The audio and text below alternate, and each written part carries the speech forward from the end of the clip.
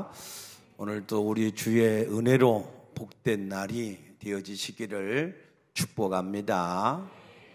우리 그리스도인의 복은 당장의 금은 보화가 우리에게 쏟아지거나 우리의 모든 삶이 새롭게 바뀌어지는 것이 우리 그리스도인의 복이 아니고 우리 마음에 날마다 새 믿음이 더해지는 것이 그것이 우리 그리스도인의 참 복인 것을 믿으시기 바랍니다. 왜냐하면 마태복음 8장 13절에 보면 자기 하인이 중풍병이 걸린 백부장이 예수님께 와서 그 하인의 중풍병을 고쳐달라고 했을 때 예수님은 그 백부장의 믿음을 들으시고 그 백부장에게 이렇게 말씀하셨습니다. 가라, 네가 믿는 대로 될지어다 라고 말씀하실 때 그 하인이 즉시 나았다라고 하신 것을 믿으시기 바랍니다. 그래서 우리 그리스도인의 진짜 축복은 우리 마음에 이 믿음이 계속해서 업그레이드가 되는 일입니다. 새로운 믿음이 우리에게 더해지는 것입니다. 그러면 하나님은 반드시 그 믿음대로 여러분의 삶을, 환경을 바꾸어 주실 줄로 믿으시기 바랍니다. 그러면 그 믿음은 우리가 어디에서 얻을 수 있습니까? 로마서 10장 17절에 믿음은 들음에서 나며 그 들음은 그리스도의 말씀이다 이랬습니다. 우리가 하나님의 말씀을 들을 때에 하나님의 성령이 우리 가운데 역사하셔서 우리 마음에 믿음을 더해 주시는 줄로 믿으시기 바랍니다. 오늘도 여러분들이 하나님의 말씀을 들을 때에 하나님께서 여러분 마음의 믿음을 새롭게 해 주시기를 축복합니다. 어느 전도자의 식모살이 이야기입니다. 이 전도자는 이 장애인들을 돕는 그런 사역을 하고 있었는데 그 일에 함께 돕는 자로 온 어떤 할머니 집사를 만나게 되었습니다. 그런데 그 할머니가 자기 고민을 얘기하는 겁니다. 자기는 예수 믿는 것이 너무 좋고 예수를 못 믿게 하면 차라리 죽기라도 하고 싶은 그 정도의 믿음을 가지고 예수를 믿는데 자기 남편 할아버지가 자꾸 예수를 못 믿게 하고 교회도 못 나가게 한다는 거예요. 그래서 그 할머니가 다른 유명하다는 어떤 목사님들을 자기 집에 초청을 해서 자기 남편에게 복음을 전하게 했는데 자기 남편이 아주 단호하게 복음을 전하지 못하도록 하니까 오히려 그 목사님들이 민망해서 그냥 돌아갔다는 겁니다. 그래서 그 이야기를 들은 그 전도자가 내가 한번 그 할아버지를 전도를 한번 해보겠습니다. 어떻게 할 거냐고. 집사님이 식모를 구한다고 하니까 요즘에 식모라고 말 안 하죠. 가사도우미라고 얘기하는데 그냥 오늘은 책에 기록된 대로 식모라고 표현을 하겠습니다. 그래서 집사님이 식모를 구하니까 그러니까 내가 집사님의 집에 식모로 들어가서 그렇게 복음을 전해보겠다고. 아니 어떻게 내 집에 식모로 들어올 수 있느냐고. 아니라고 내가 한 달 동안만 들어가서 식모로 한번 전도를 해보겠다고 그랬습니다. 그 할아버지는 자수성가를 하셔서 굉장히 부를 많이 쌓은 할아버지였습니다. 그 두 아들은 미국에서 학위를 받는다고 유학을 하고 있는 중이었고 그 할아버지는 어려서 돈을 번다고 너무 고생을 많이 해서 그래서 온몸에 병을 얻어서 이제는 몸에 좋은 약이라고 하면은 다 구해다가 먹으면서 혹시 죽을까 봐서 두려워서 전전긍긍하는 그러한 삶을 사는 할아버지였습니다.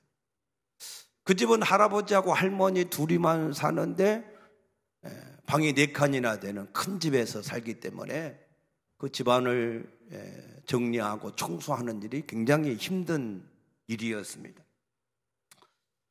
그 할아버지는 매일 아침마다 그 식모에게 신문을 읽어달라고 하기 때문에 그 전도자는 매일 일찍 일어나서 신문을 읽고 또 그리고 잘 이해가 안 되는 그러한 중요한 그러한 어떤 이 단어가 나오면 사전을 찾아서 연구를 하고 그래가지고 이 신문을 재미있게 잘 설명을 하면서 읽어주면 그 할아버지가 너무 좋다고 그렇게 이 신문을 읽어주는 것을 굉장히 칭찬을 했습니다. 그리고 이 할아버지가 외출을 하려고 그러면은 그 할아버지의 구두를 아주 반짝반짝 이렇게 잘 닦아서 대령을 해주고 그래서 이 할아버지가 예수를 믿을 수 있도록 또 새벽 3시에 일어나서 그 할아버지의 믿음을 달라고 한 2시간씩 이렇게 기도를 늘 드렸습니다. 그렇게 일주일이 지나니까 그 할아버지가 그 전도자를 불러서 내가 보니까 자네는 우리 집에서 식모를 하는 그런 일을 할 사람이 아니다고 내 친구 회사에 좋은 자리를 마련해 놨으니까 거기 가서 일을 하라고 그렇게 말을 했습니다.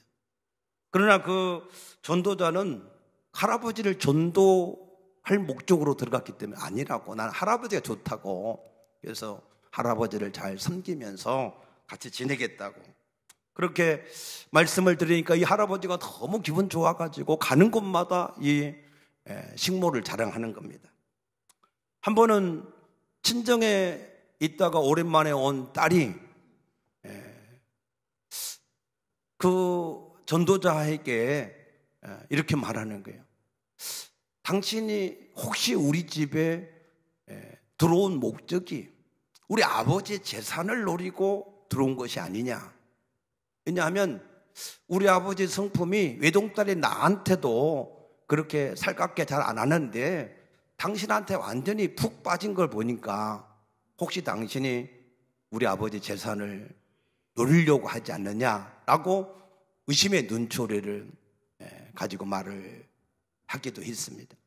그리고 같은 밥상에서 밥도 못 먹게 하고 그래서 마치 자기를 벌레 보듯이 하는 그렇게 대하기도 했습니다.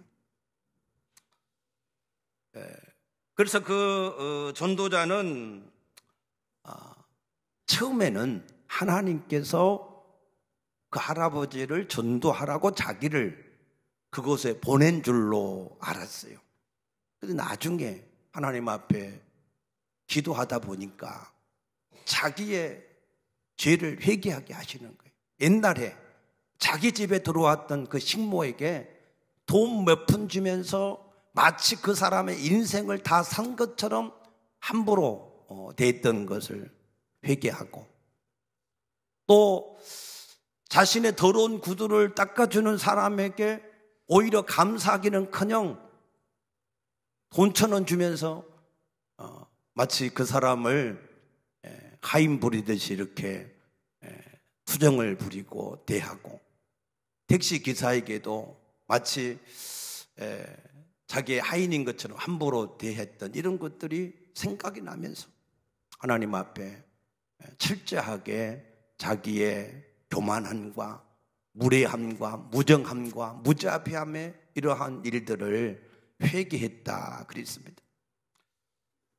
그렇게 2주일이 지났는데 하나님이 그 할아버지의 일생에 대해서 소년 시절, 청년 시절, 장년 시절에 대한 일생에 대한 스토리를 꿈을 꾸게 하시는 거예요. 그런데 그 다음날 그 할아버지가 자기를 불러서 자네가 우리 집에 왜 들어왔는지 사실대로 실토를 하라고 그렇게 말을 해서, 그래서 사실대로 말했습니다. 사실은 내가 할아버지를 전도하려고 일부러 집에 들어왔다. 그러니까 그 할아버지가 대노를 하면서, 아니 착하고 지혜로워서 내가 그렇게 아껴줬는데 이게 어떻게 나한테 그렇게 못된 짓을 할 수 있느냐고, 당장 나가라고 막 야단을 치는 거예요. 그러니까 그 전도자가 그 할아버지에게, 할아버지, 할머니가 당신을, 할아버지를 구원하려고 5년 동안이나 쉬지 않고 사랑으로 기도를 하셨습니다. 또 정말로 할아버지를 구원하시기 원하시는 분은 바로 하나님 아버지십니다. 그러면서 어젯밤에 꿈을 꿨던 그 이야기를 해준 거예요. 그 할아버지의 그 일생, 소년 시절을 얘기하고 청년 시절을 얘기하니까 할아버지가 탁자에 엎드려서 우는 거예요. 아니 그것은 하늘하고 나만 아는 일인데 어떻게 그것을 당신이 알 수 있느냐고, 과연 하나님이 살아계시다고. 그러면서 이제부터 당신이 나를 위해서 보름 동안이나 내 집에서 식모살이를 해서 너무 감사하다. 그러면서 당장 다음 주부터 교회에 나가겠다고, 그렇게 그 사람이 변화된 줄로 믿으시기 바랍니다. 그리고 나서 한 4개월 후에 종로 5가, 그 종로 5가에 그 할아버지는 서울 동숭교회에 할머니가 다니는 교회에 나가시면서, 그러면서 4개월 후에 종로 5가에다가 100평의 교회를 할 수 있는 그러한 건물을 얻어주고, 또 70평의 무료 급식을 이렇게 무료 이게 이 타가소를 할 수 있는 그러한 이 건물도 얻어주었다라고 했습니다. 그리고 그 사역을 와서 함께 돕는 좋은 그러한 동역자가 되었다라고 하신 줄로 믿으시기 바랍니다. 누구든지 자기의 환경을 의지하지 않고 자기의 하나님을 의지해서 하나님께서 가장 기뻐하시는 일을 진실로 하려고 하면 그 사람의 가지고 있는 환경과 전혀 상관이 없이 하나님께서 그 일들을 이루어 주시는 줄로 믿으시기 바랍니다. 예를 들면 다니엘서 1장 8절에 보면 다니엘과 사드락 메삭 아벳느고 그 친구들이 바벨론 포로에 끌려가 있을 때, 포로는 자기가 취사 선택을 할 수 있는 자유가 없습니다. 그냥 그 왕이 시키면 시키는 대로 해야 되는 신세입니다. 그런데 이 다니엘과 그 친구들은 왕이 주는 진미, 이 바벨론 신에게 바쳐진 제물, 그 제물을 먹음으로 인해서 자신들의 몸이 더럽혀지지 않기를 하나님 앞에 뜻을 세웠습니다. 그런데 왕은 그 진미를 먹으라고, 지정된 음식을 먹으라고 왕의 명령이 떨어졌어요. 그걸 관리하는 사람이 환관장입니다. 이 환관장은 왕의 명령을 지키지 않으면 자기 목이 달아날 형편입니다. 그럼에도 불구하고 다니엘이 진실한 마음으로 하나님 앞에 자신의 몸을 더럽히지 않겠다 뜻을 세우니까 하나님이 환관장에게 다니엘의 요구대로 채식만 먹을 수 있도록 융통성을 발하게 해주었고, 그 결과 10일 후에는 오히려 진미를 먹은 사람보다도 그 얼굴에 피부가 더 윤택하게 되었다 하신 줄로 믿으시기 바랍니다. 뿐만 아니라 다른 여러 사람들보다 10배나 뛰어난 지혜도 하나님이 보너스로 더불어 주셨다 그랬습니다. 여러분, 우리가 우리의 형편과 사정에 매이지 않고 진실로 하나님께서 기뻐하시는 뜻을 이루기 위해서 우리가 기도하면 하나님은 하늘의 태양도 멈추시고 달도 멈추시어서 하나님의 뜻을 이룰 수 있는 사람이 되게 하실 줄로 믿으시기 바랍니다. 주 안에서 믿음으로 자유할 수 있게 되기를 축복합니다. 오늘 본문의 말씀은 바울과 실라가 제2차 선교 여행을 할 때 있었던 사건을 기록한 말씀입니다. 바울과 실라는 아시아 쪽, 소아시아 쪽으로 가서 복음을 전해야 되겠다 생각하고 가려고 했는데 성령이 막으셨다 그랬어요. 그래서 하나님 앞에 더 기도하니까 환상이 하나 보였는데 마게도냐 사람이 와서 우리를 도와달라, 이러한 환상을 보고 하나님께서 우리를 저 마게도냐로 가라고 하시는가 보다, 그렇게 깨닫고 마게도냐로 갔습니다. 마게도냐 첫 성이 빌립보라고 하는 성입니다. 그 성에 가서 안식일 날 기도를 하려고 기도처가 어디 있는가 하고 강가로 갔는데, 그때는 이제 이 강가에서 주로 기도하는 문화가 있었습니다. 근데 거기에 여인들이 모여 있는 거예요. 그래서 그들에게 복음을 전했더니 하나님이 그 중에 한 사람, 누디아라고 하는 자줏빛 장사를 하는 그 사람의 마음을 열어서 그 복음을 듣게 하셨다 그랬습니다.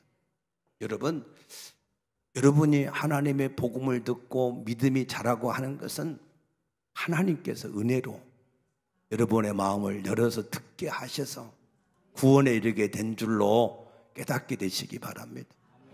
여러분이 아무리 믿고 싶어도 성령이 역사하지 않으면 볼 수도 없고 들을 수도 없어요.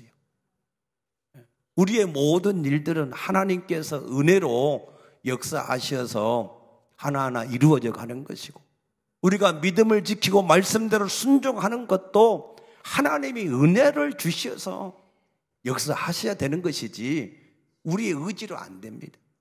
우리 의지는요 백전백패야. 마귀한테 백전백패입니다. 그래서 하나님이 우리를 도우셔야, 아멘. 그래서 여러분 순간순간마다 하나님을 의지할 수 있게 되어지기를 축복합니다. 그래서 이 누디아가 예수를 영접할 뿐만 아니라 자기 집에다가 바울 일행을 영접해서 여기서 마음 놓고 있으면서 복음을 전하라고 그렇게 빌립보 성을 전도할 수 있는 전초 기지를 마련해 주었습니다. 그래서 바울 일행이 누디아의 집에 거하면서 그 빌립보 성을 다니면서 복음을 전하는데, 어느 날 이 귀신이 들린 사람이라고, 귀신이 들려서 점을 치는 사람이라고 알려진 여종 하나가 그 바울을 계속해서 따라다니면서 소리치는 거예요. 이 사람들은 지극히 높은 하나님의 종으로서 구원의 길을 너희에게 전하는 자다라고 하면서 막 따라다니는 거예요. 지극히 높은 하나님의 종으로서 너희에게 구원의 길을 전하는 자다. 말이 맞아요, 틀려요? 맞는 말이야, 그죠? 그런데 오늘 여기 사도 바울을 보면 여기 18절 말씀 보면은 이같이 여러 날을 하는지라 바울이 심히 괴로워하여, 그랬어요. 바울은 오히려 그것 때문에 괴로워했다라고 기록하고 있습니다. 왜 그럴까? 왜 맞는 말을 한 것 같은데 바울은 오히려 그 일을 통해서 괴로워했는가 하면, 지극히 높은 하나님이라고 하는 이 원어를 보면 그 원어가 투데우투 헵시스투라고 하는 단어예요. today to heb시스 to인데 이 원어의 뜻이 뭐냐면 유대인들은 유일하신 하나님, 창조주 하나님으로 이 말을 받았고, 그런데 이방인들은 이 단어를 절대자라고 하는 뜻으로 받아들인 겁니다. 그런데 헬라 문화권에 있었던 당시 이 에베소 지역의 사람들은 그 지극히 높으신 하나님을 절대자로 봤는데 그 절대자가 당시에는 헬라 문화권에서는 그리스 신화에 나오는 제우스, 그 제우스로 그들이 받아들이는 겁니다. 그렇기 때문에 바울은 지금 예수를 증거해서 예수로 구원을 얻게 하기를 원하는데 이 사단은 그들에게 제우스를 믿어야 구원을 받는다라고 증거를 하기 때문에 바울이 괴로워했다 그 말입니다. 사단은 언제나 우리에게 비슷한 걸 가지고 우리를 혼미하게 해서 우리를 항상 미혹하는 것을 깨닫게 되시기를 축복합니다. 그래서 여러분 신앙생활 할 때는 하나님의 말씀을 정확하게 가지고 신앙생활을 해야 되지, 하나님의 말씀을 놔두고 비슷하게 신앙생활을 하면 절대로 안 됩니다. 믿습니까? 하나님은 말씀의 1.1획도 틀림이 없이 정확하게 말씀을 이루어 가신 하나님이지 비슷한 거 안 돼요. 하나님은 분명히 선악과를 절대 먹으면 안 된다 그랬지. 그런데 마귀는 이 여러 나무 중에서 다 모든 것을 먹지 말라 하더냐라고 미혹을 하기 시작한 것처럼 마귀는 언제든지 그렇게 역사합니다. 그럼 여러분들이 신앙생활 할 때는 하나님의 말씀에 분명하게 굳게 서서 정확하게 서서 말씀대로 신앙생활 할 수 있게 되기를 축복합니다. 그래서 예수님도 사역을 하실 때에 귀신 들린 이런 사람들이 내가 당신을 아는데 당신은 지극히 높은 하나님의 아들이다 라고 이렇게 증거하는 것을 예수님도 못하게 했어요. 왜 못하게 했느냐? 만약에 귀신 들린 사람이 자기를 증거하면 마치 그 귀신과 같은 급으로 예수님을 생각할 수 있고, 또 예수님이 메시아로서의 그 사역을 해 나가야 되는데 그 메시아 사역을 하지 못하도록 자기들이 왕으로 삼아서 하려고 하니까 예수님이 그들의 말하는 것을 금지했다 그랬습니다. 그래서 사도 바울이 괴로워서 그 여종 속에 있는 귀신에게 내가 예수 그리스도의 이름으로 명하노니 떠나가라 하고 명령하니까 그 귀신이 그 여종에게서 떠나갔다 그랬습니다. 여러분들 예수 그리스도 이름의 권세를 믿을 수 있게 되었기를 축복합니다. 사도 바울이 아무것도 하지 않았어요. 오직 그 귀신에게 이르되 예수 그리스도의 이름으로 내가 내게 명하노니 그에게서 나오라 하니 귀신이 즉시 나왔다 그랬습니다. 우리 예수님의 이름은 하늘과 땅의 권세의 그 자체의 이름인 것을 확신하시기 바랍니다. 그래서 그 여인은 귀신이 떠나가서 이제 종된 데서 자유해서 너무 좋은데 문제는 그 종의 주인에게 문제가 생긴 겁니다. 그 주인은 그 귀신을 통해서 점을 쳐줌으로 해서 많은 돈을 가만히 앉아서 그야말로 불로소득으로 돈을 벌었습니다. 그런데 귀신이 떠나가 버리니까 더 이상 점을 쳤을 수가 없는 거예요. 그 사실을 안 이 주인이 관리에게 이 바울과 실라를 붙잡아 가서 이 사람들은 유대인인데 로마 사람인 우리가 따를 수도 없고 섬길 수도 없는 그러한 풍습을 우리에게 전해서 우리 이 사회를 시끄럽게 하는 그런 존재다 하면서 고발을 한 겁니다. 사실 이 귀신이 점치는 거에 대해서 우리 그리스도인들도 헷갈려하는 사람이 많아요. 통계에 의하면 우리 그리스도인들도 귀신 들린 사람한테 가서 점을 치는 사람이 50%가 넘는다라고 하는 통계가 있어요. 여러분은 귀신한테 가서 안 물어보지요? 별로 아멘을 안 하시네. 예. 여러분이 혹시 궁금한 거 있으면 저한테 와서 물어보세요. 예. 제가 그러면 성경을 가지고 성경에 여러분의 삶에 대해서 자세하게 다 예언해 놓으셨어요. 저한테 물어보시면 복채 가지고 오세요. 물어보시면 그러면 자세하게 내 말이 아니라 하나님이 여러분의 삶에 대해서 뭐라고 말씀하셨는지 알려드리겠습니다. 왜 귀신한테 가면 안 되냐? 요한복음 8장 44절에 뭐라고 그랬어요? 마귀는 거짓의 아비다. 거짓. 그래서 거짓말 할 때마다 제 것으로 한다는 거예요. 그래서 귀신 들린 자의 말은 거짓입니다. 거짓. 그러니까 그 말을 들으면 안 되고, 또 요한복음 10장 10절에 보면은 도둑이 온 것은 도둑질하고 죽이고 멸망시키려는 것 뿐이다 그랬어요. 뿐. 죽이고 도둑질하고 멸망시키는 것 뿐이기 때문에 절대 여러분들 유익하게 하지를 않습니다.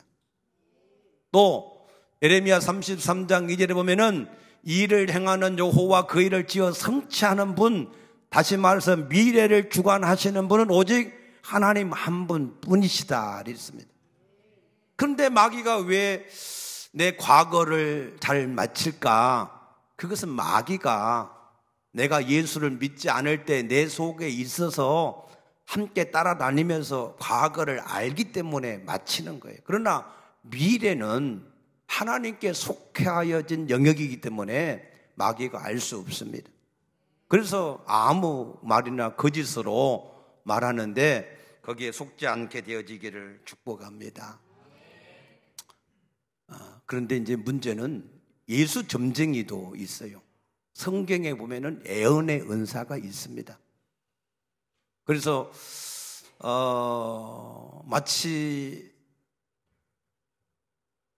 예언의 은사를 받은 사람들이 모든 것을 다 아는 것처럼, 여러분 예언은 한 성령을 따라서 하는 예언인데, 그런데 마치 자기가 모든 것을 아는 것처럼 그렇게 군림하는 사람도 있습니다. 그런데 고린도전서 14장 29절에 보면은 예언하는 자들은 혼자 하는 게 아니고 둘이나 셋이 말하고 다른 이들은 분별하라 라고 말씀하셨고, 14장 32절에는 예언하는 자들의 영은 예언하는 자에게 제재를 받는다라고 말씀했습니다. 그냥 혼자 하나님이 이렇게 말씀하신다 저렇게 말씀하신다라고 하는 것은 성경적이지 않다 하는 것을 아시기를 바랍니다. 그래서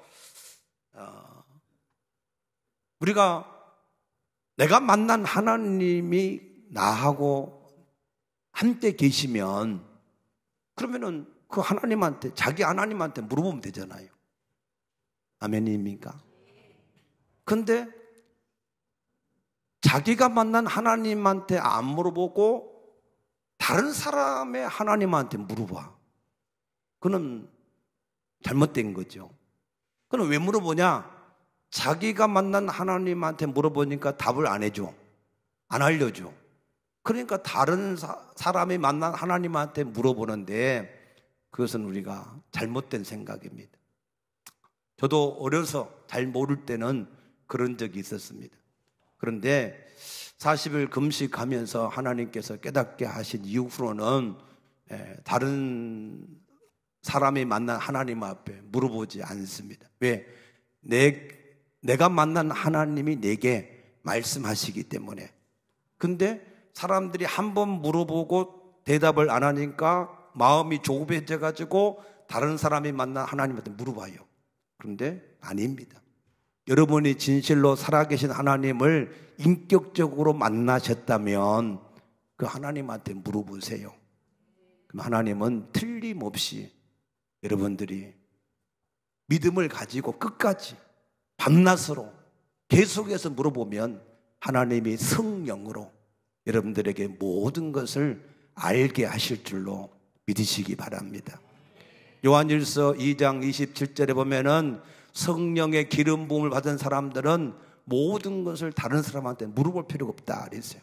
자, 우리 성경 한 번만 찾아보십시다. 요한일서 2장 우리 27절 여러분들이 혹시 헷갈릴까 봐서 이 말씀을 한번 읽어보십시다. 요한일서 2장 27절 너희는 주께 받은 바 기름 부음이 너희 안에 거하나니 아무도 너희를 가르칠 필요가 없고 오직 그의 기름 부음이 모든 것을 너희에게 가르치며 또 참되고 거짓이 없으니 너희를 가르치신 그대로 주 안에 거하라 그랬습니다. 아멘입니까? 그러므로 여러분들이 만난 하나님을 신뢰하시고 여러분이 만난 하나님께 모든 것을 물어보셔서 여러분들이 날마다 하나님의 인도를 받을 수 있게 되어지기를 축복합니다. 그래서 이 바울과 실라가 이 관리들한테 붙잡혀 갔는데 이 관리들이 이 바울과 실라를 재판도 하지 않고 무조건 옷을 찢고 매를 때리고 지하 감옥에다 갔다가 그냥 가둬버렸어요. 원래 이 바울과 실라는 로마 시민권자다 그래. 시민권자. 로마 시민권자는 무슨 일이든지 간에 재판을 일단 해야 돼요. 그리고 그 재판 결과에 따라서 형량을 받거나 감옥에 가둬야 됩니다. 그런데 그 재판이 자기 마음에 안 든다. 그러면 이 로마 시민권자는 로마의 황제인 가이사에게 상소할 수 있는 권리가 있어요. 그래서 나중에 이제 사도 바울이 내가 로마 황제에게 내가 이 가이사에게 호소한다. 그래서 로마로 가서 재판을 지금 받는 내용이 이제 사도행전의 끝자락에 나오고 있습니다. 그런데 이 관리들이 이 로마 시민권자인 이 바울과 실라를 재판도 안 하고 확인도 안 해보고 무조건 옷 찢고 때리고 가뒀단 말이에요. 거기다가 착고에 채웠다. 이 착고가 뭐냐면 이 죄인의 이 다리를 가랑이를 이렇게 찢어질 정도로 이렇게 벌려가지고 양쪽에다가 이렇게 딱 묶어 놓는 것을 착고라고 그래요. 얼마나 고통스럽겠어요. 얼마나 억울하고. 그런데 바울과 실라가 원망했다, 불평했다, 뭐 그런 얘기가 있어요, 없어요? 전혀 없어요. 왜 그랬을까? 로마 시민권자로 얼마든지 항의를 할 수 있는데 왜 그랬을까 하는 거예요. 그것은 사도 바울은 그거를 알았어요. 자기들이 아시아로 가려고 하는데 하나님이 마게도냐로 보냈다. 여기에 이 일도 하나님께서 지금 우리를 인도해 가고 계신 일이다. 믿습니까?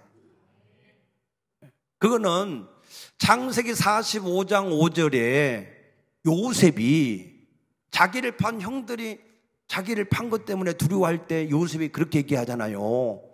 형들이 나를 판 게 아니고 하나님이 나를 이곳에 먼저 보내신 것이다. 그러니까 요셉의 삶 속에는 원망이나 불평이 없어요. 왜? 하나님이 내 삶을 인도해 가고 계시기 때문에. 믿습니까? 오늘 저는 여러분들에게 이 사실을 믿을 수 있게 되어지기를 축복합니다. 하나님은 내게 영접할 때 내게 오셨어요. 나를 버리지 않고 떠나지 않고 요한복음 10장 11절에 선한 목자가 되시어서 나를 인도해 가시. 믿습니까? 그러면 혹시 이렇게 생각할 수 있어요. 하나님이 나를 인도하셨는데 내가 하나님 말씀대로 순종하지 않고 내 멋대로 해서 내가 지금 이런 환난과 풍파를 겪는 거 아니냐, 그렇게 생각해서 막 그 일에 대해서 염려하는 분들이 있어요. 근데 그렇지 않습니다. 왜냐하면 시편 23편 4절에 보면은 내가 사망의 음침한 골짜기를 지날지라도 해를 두려워하지 않는 것은 주께서 나와 함께 하시며 주의 지팡이와 막대기로 나를 안위하신다 라고 말씀하셨어요. 여러분, 우리의 목자 되시는 예수님이 우리를 이끌어 가시는 목자인데 이 양이 목자가 시키는 대로 가지 않고 제멋대로 갔어. 가만둘까요? 아니야. 막대기로 탁탁탁 이렇게 때려가지고 잘못된 길로 가면 바른 길로 가도록 이렇게 인도해 가시는 거예요. 혹시 구덩이에 빠진다 그러면 지팡이로 건지시는 것이고, 믿으십니까? 그러니까 여러분들이 하나님의 인도하심 속에 지금 있는 것 자체를 믿으셔야 돼. 여러분들이 거기에 대한 확신이 없으면 안 돼요. 욥이 뭐라고 고백했어요? 욥기 23장 10절에 나의 가는 길을 오직 그가 아시나니 그가 나를 단련하신 후에는 내가 정금같이 나오리라. 그러므로 오늘 여러분들이 지금 이 주어진 모든 현장에 있는 일들이 하나님께서 나를 인도해 가시는 과정이에요, 과정. 그걸 확신할 수 있게 되기를 축복합니다.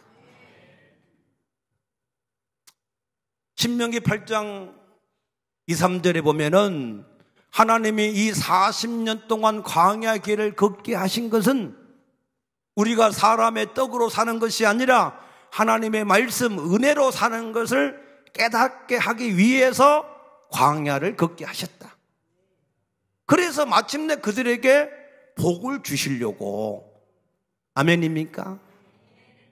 그런데 광야를 걷지 않게 해달라. 다시 애굽으로 돌아가겠다.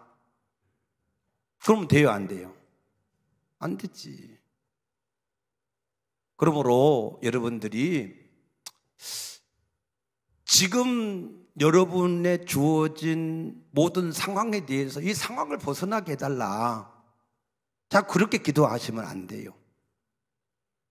멀리 날 이 헤로도스라고 하는 사람이 쓴 그 찬송 생활의 권능이라 하는 책의 11페이지를 보시면 이런 이 간증을 하고 있어요. 짐이라고 하는 사람이 있는데 그 아버지가 30년 동안 알코올 중독자야.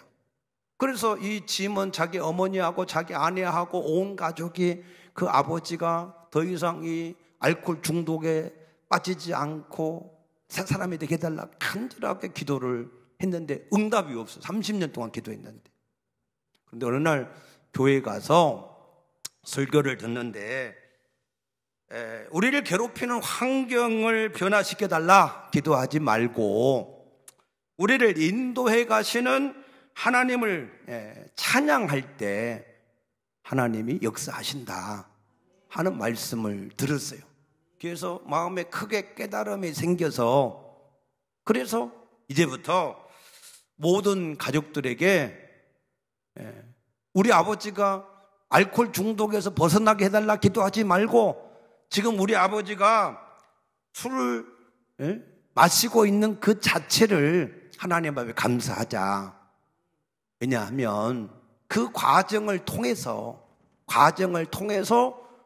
그 아버지를 하나님이 사랑하셔서 구원에 가시는 계획이 있으시니까 그 자체를 우리가 하나님 앞에 감사하자.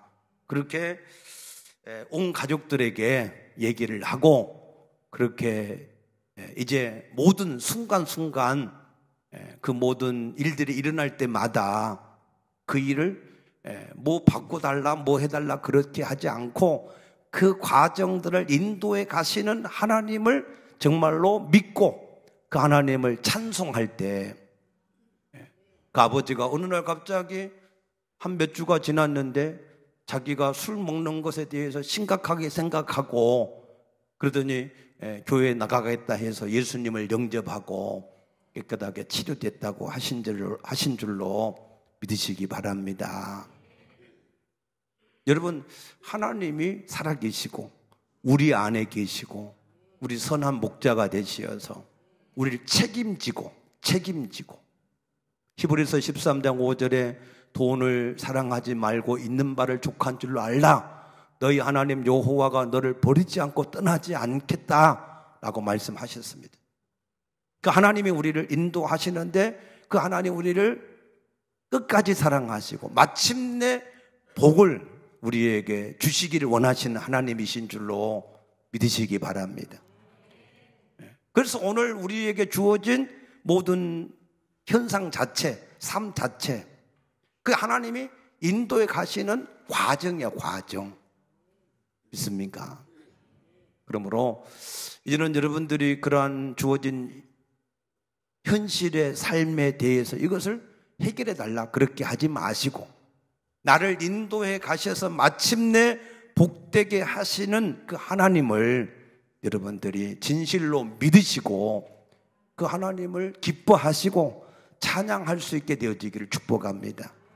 그러면 하나님이 여러분의 모든 삶을 지진이 나게 하셔서 옥토가 움직이게 하셔서 모든 문들이 열어지게 하시고 모든 매여 있는 것들이 다 벗겨지게 하는 기적을 베푸게 하실 줄로 믿습니다. 믿습니까? 여러분, 진실로 다시 한번 말씀을 드립니다. 하나님은 여러분 속에 계십니다. 우리의 선한 목자십니다. 그가 나를 책임지고 인도해 가고 계세요. 근데 내게 지금 주어진 환경이 왜 있는지 우리는 잘 몰라.